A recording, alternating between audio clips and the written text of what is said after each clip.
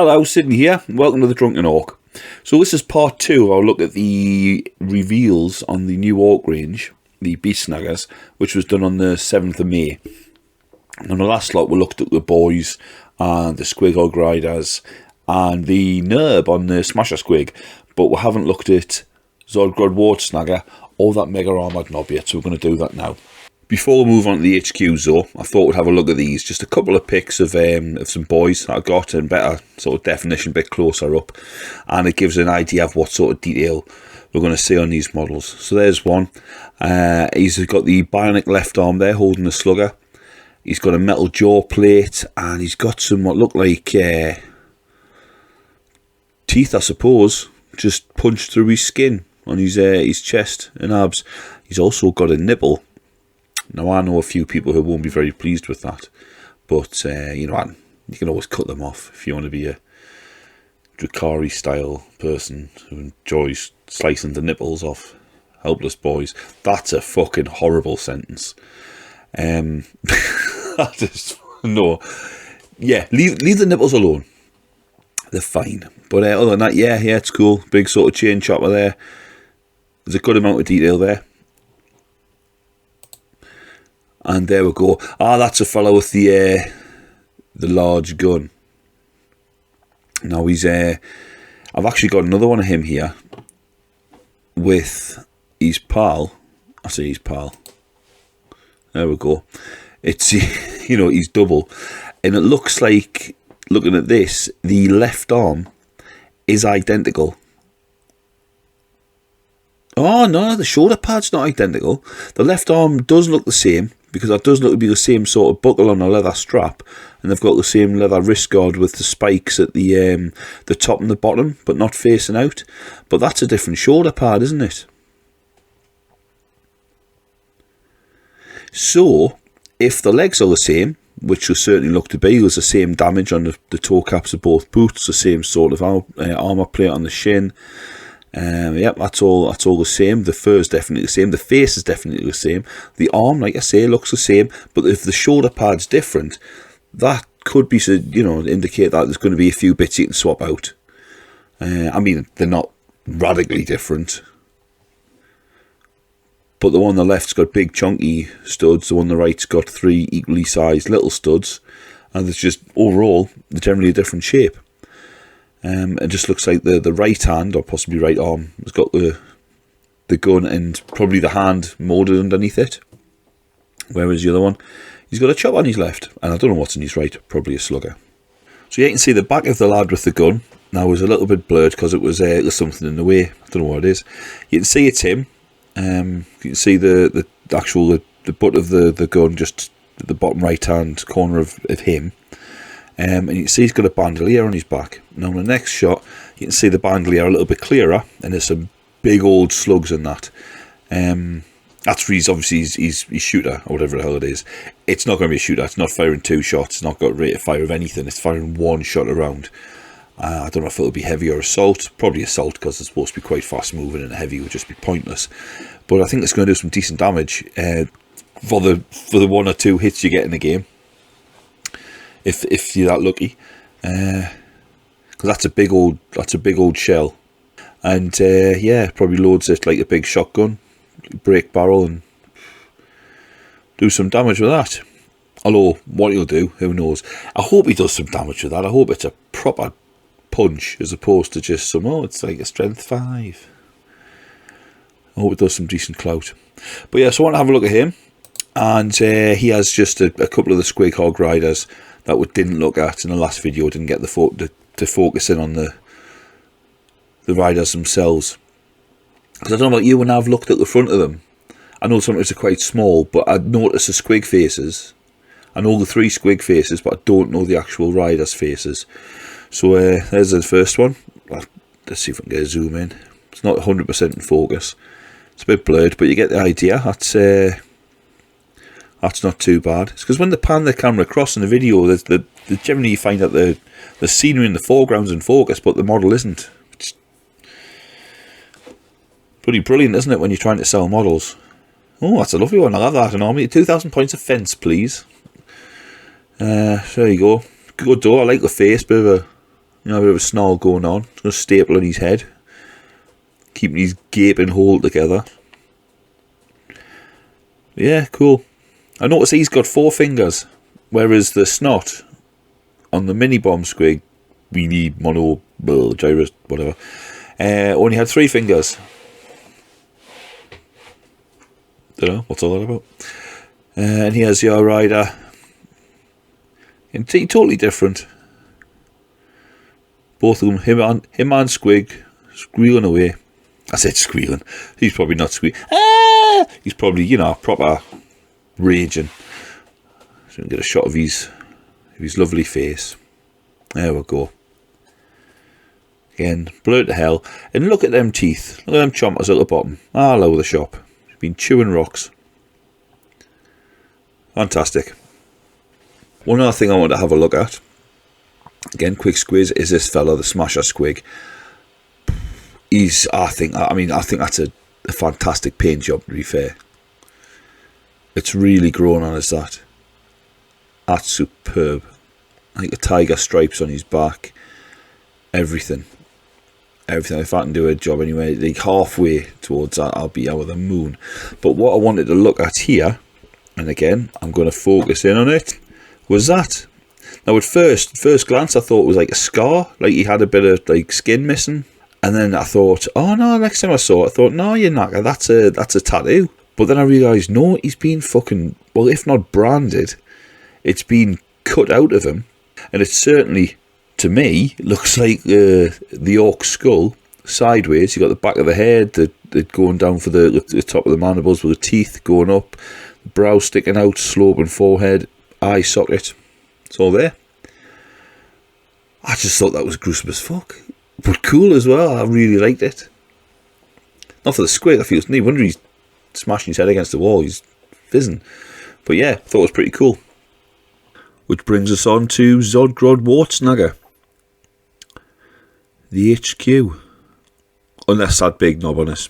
Smasher Squig is also an HQ, we don't know for definite what he is yet. But Zodgrod's most definitely an HQ. And if he's freeboot, I imagine you can use him in any detachment without bollocksing up his rules. And maybe even a Grot detachment. First of all, I thought he was a weird boy when I spied him amongst all the other Snagger boys. I don't think I'm the only person who thought that. It's the hair. I like the hair. I've heard people say they don't like the hair, but I do like the hair. I didn't think there were staples keeping his hair on. I thought there were the teeth of the hair squig, but the placement of them around the jaw is a bit strange, so maybe that's not the case for them.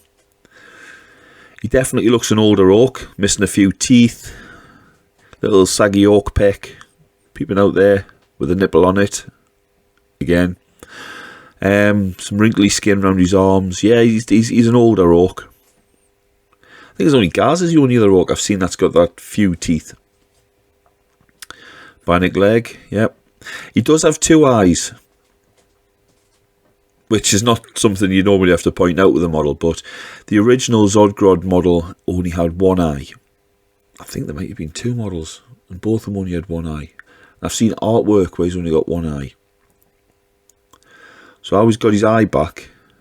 I mean, it would have been dead easy just to clag him a bionic eye on if you didn't want to go down the old patch route. But it doesn't bother us that he's got 2 eyes. But some people would prefer to see him with 1 eye. And I don't think it would have detracted or changed the model too much. But no, I do like him. Let's have a look. I've got a couple of other shots here. There's another one with a black background this time.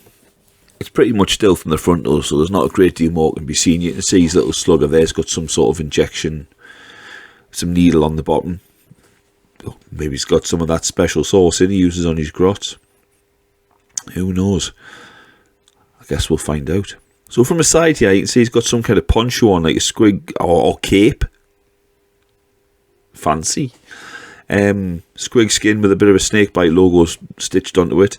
Those stitching does look exactly like the teeth of the hair squig, so maybe it is staples. But you can see as well, he's got a big tank and he's got some, well, maybe it's a motor. You've got some cables coming down, plugging straight into the grabber stick. Some weird right-angled wiring going on there near the Grot prod end. Very, very strange. But no, I like him. He's an old, weathered-looking orc. He looks, yeah, looks like he's been around the block. I was saying he's going to improve one of your Grot units. Now, I don't know which Grot unit. I don't know if it has to be Grot, well, Grots, you know, troops. They mentioned they would be better at shooting, fighting, and generally just more useful. I don't know if it's going to be a case of a bit like, you know, the mech shop where it upgrades one of 3 things. If it's going to be similar to that, where you'll either get a bonus to ballistic skill, meaning they'll be able to hit on a 3+ with their shit weapons, or maybe weapon skill, where they'll hit on a 4+ with their strength of 2. So none of these are really filling me up, or maybe it's something totally different altogether. If you can put it on any Grot unit, I think it'll be quite good sticking it on something like Grot tanks or killer cans, or even if you put it on a unit of 6 mech guns, which at least split up into 6 different units when they're deployed. But if you could put it on before, a bit like a custom job, then that might be, you know, that'll be worth having. I mean, that would be really worth having. I'd love that. That would be fantastic. On this shot here, you can see him standing with the boys. Now, looking at the base size, or base sizes, the boys there, I mean, you can't see the little bomb squig dude in the background. You can see the base he's on is definitely smaller than the boys' bases. And you can see it better in that picture. Just take my word for that. So the boys are on 32s. They're not going to be on 25s, obviously. They'll be sticking on 32s. Which means that Zodgrod there is on a base bigger than a 32, obviously. And it's bigger than a 40, to be fair. I mean, that is a 50mm base. Which is a bit weird. I know some of the third-party companies do Warbosses and stick them on 50mm bases, but yeah, I still find that a little strange. Well, it's new, isn't it? Nobody likes change. But yeah, no, altogether, with these big fish hook and all these bits and bobs and that, yeah, I like that. I like the Zodgrod model, and I'm looking forward to getting about 3 of them. If I get 3 of the boxes, I'll not get 3. I'll get 1 and make sure everybody else gets a chance to get 1, like a good boy would. Now that leaves us with only the Warboss and Mega Armour as the last of the Orc releases on Friday. He's good. It's basically the Mega Armour that they currently do, but in a much more dynamic pose, which isn't hard, to be fair, because the current pose is just, do you know what I mean? This, at least he's twisting, he's got 1 foot, you know, further forward, he's wielding a 2-handed chopper. Big chopper as well, look at the size of that. It does look very similar to one of the choppers in the Knobs kit. I don't know how big I don't know what size base that is, because obviously, well, we haven't seen him compared to anything, so we're just guessing. But I'm looking at that Grot, and I'm imagining him on a 25mm base, and how big that 25mm base would be around that Grot. And then I'm moving it down on the base he's on, and I don't think that's a 40mm base either. I think it's a 50 as well. But that's to say that Grot is Grot size, which, you know, is a stupid thing to say. But you know, when you look at like the ammo runs, the Grots, but they are tiny compared to the Grots you get in the boxes and on the mech gun crews and what have you. So it's not to say that he's, you know, a fully grown Grot, if that makes any sense. But yeah, I think that boss is on a 50. We'll find out more later. I do like the Grot on top. It is very RTLW. I've got the Iron Boss. I didn't use the Grot gunner on top of it for it to go with the rockets. I don't think I'll be honest, the pose is canny. The head's alright. He looks to be a decent size, but I'm not completely blown away. But I'll get one. You know, it is good. I'm more excited by the Snagger stuff than I am this. I'll tell you something else as well. Something which I think 6 Plus Steve-O covered in his review of the range.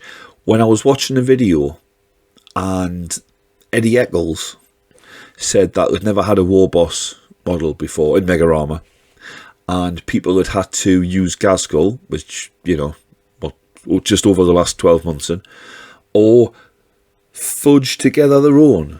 Was it fudge or was it bodge? It wasn't flattering. I thought, cheeky bastard. People don't fudge together things. Orc players don't fudge and bodge. Well, we do fudge. We bodge, yeah, definitely. But that's definitely got some sort of negative connotations to say that. You know, I'm not just drawing fucking googly eyes on a toilet roll and giving it a chop on a tongue. And there you go, you see Warboss Mega Armour. Oh, he's called Bog Roll. Bog Roll. Bog's not a bad name, actually. Anyway, but you know, it's not like that. There's some absolutely fantastic orc conversions out there. And you didn't mention all the third-party ones either. I've got some wicked third-party models of Warbosses and Mega Armour. So, you know, stop giving it all that. It's not nice, mate. Right? But I know that, and like I say, I know 6 Plus Steve-O covered that. And when I heard him, I was like, yeah, I felt exactly the same. I said, spat me tea out. But I thought, no, it's good tea. Good Yorkshire tea. I'll keep that in. Yeah, but anyway, I digress there. The Warboss Mega Armour, altogether, yeah, not bad at all. It's a shame we've only got the one little shot of them though, isn't it? We've got nothing more to go. We've still got half the stuff to come as well, later this year. So, you know, I might be waiting a while. But I'm just looking forward to seeing how much a box is going to be, when it's coming out. And obviously when we can get our hands on this fella as well. So anyway, thanks very much for watching. This was just a roundup session of that review. If I get any more thoughts or anything about this, I'll no doubt pop them on a video and stick it up there for your viewing pleasure. But thanks very much for watching. Take care now, and until next time, bye bye.